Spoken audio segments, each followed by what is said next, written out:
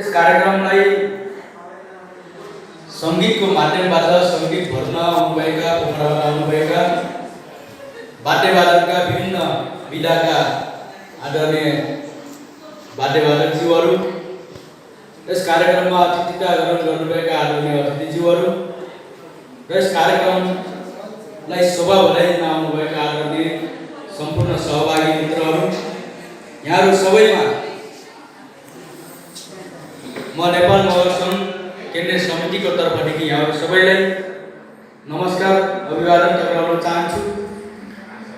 र आज विश्व अरुण स्मृति दिवसको अवसरमा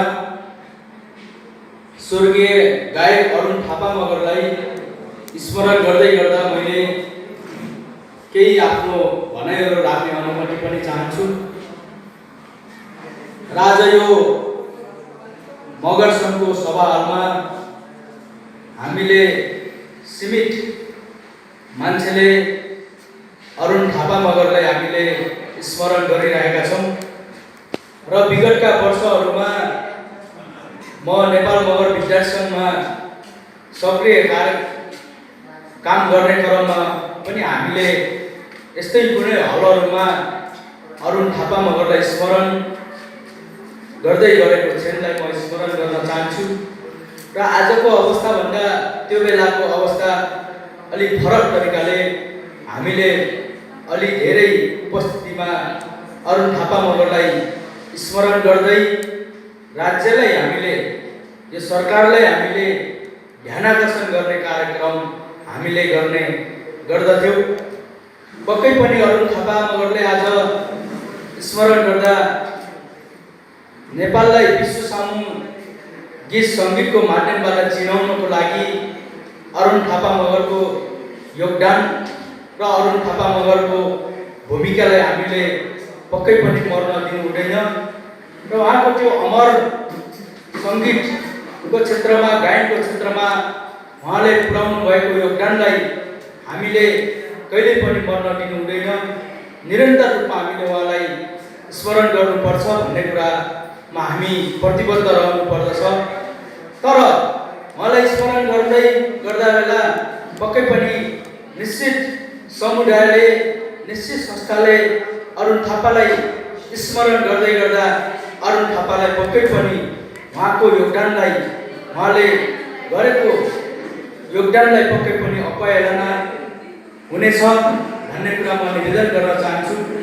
हामीले अरुण थापालाई स्मरण गर्दै गर्दा पटक पटक भन्ने गरेका छौँ, अरुण थापा कुनै समुदायको व्यक्ति होइन, उहाँ यो सिङ्गो राष्ट्रको एउटा गीत सङ्गीतको क्षेत्रमा योगदान पुर्याउनु भएको एउटा प्रेरणाको स्रोत हो, उहाँ एउटा सिर्जनाको खानी हो। त्यसैले अरुण थापा मगरलाई यो राष्ट्रले चिन्नुपर्छ, यो देशको सरकारले चिन्नुपर्छ भनेर हामीले पटक पटक भनिरहेका छौँ। र आज यो मञ्चबाट पनि म नेपाल सरकारलाई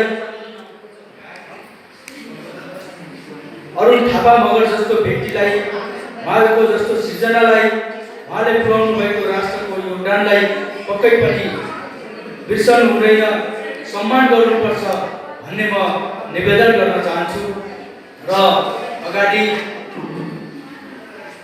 आदरणीय व्यक्तित्व सङ्गम भट्टी मगरले अरुण थापा मगरको जीवनीको बारेमा पक्कै पनि धेरै कुराहरू उल्लेख गरेर गइसक्नु भएको छ।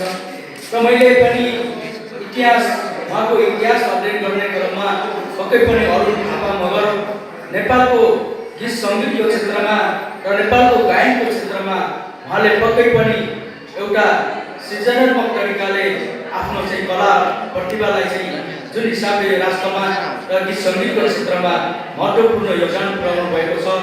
र उहाँ पक्कै पनि एउटा सृजनाको खानी हो, किनभने उहाँ एउटा प्रेम र एउटा आफ्नो जीवनको वास्तविकतालाई एउटा सृजनात्मक र कलात्मक तरिकाले उहाँले सङ्गीतको माध्यमबाट प्रस्तुत गर्नुभएको छ।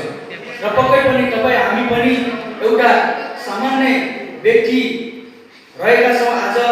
र तपाईँ हामीले आफ्नो जीवनलाई सफल बनाउनको लागि, आफ्नो जीवनलाई एउटा उच्च स्थानमा पुर्याउनको लागि पक्कै पनि आफ्नो जीवनशैलीलाई र आफ्नो चाहिँ व्यक्तित्वलाई एउटा कलात्मक तरिकाले, एउटा सृजनात्मक तरिकाले आफ्नो चाहिँ क्षमतालाई हामीले प्रस्फुटन गर्न सक्यौँ भने पक्कै पनि हामी एउटा सफल व्यक्तिको रूपमा चाहिँ स्थापित हुन सक्छौँ।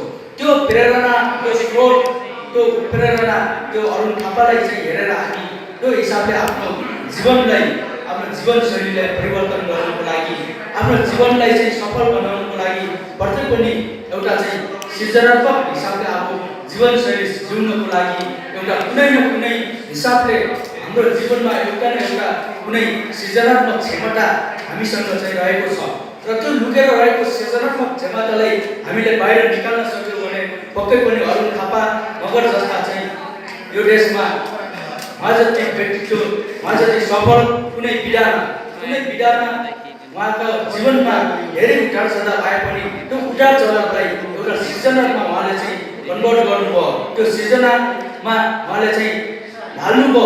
त्यो हिसाबले आफ्नो जीवनशैलीलाई ढाल्न सक्यौँ भने पक्कै पनि हामी पनि अरुण थापा मगर जस्तो सफल व्यक्ति बन्न सक्छौँ।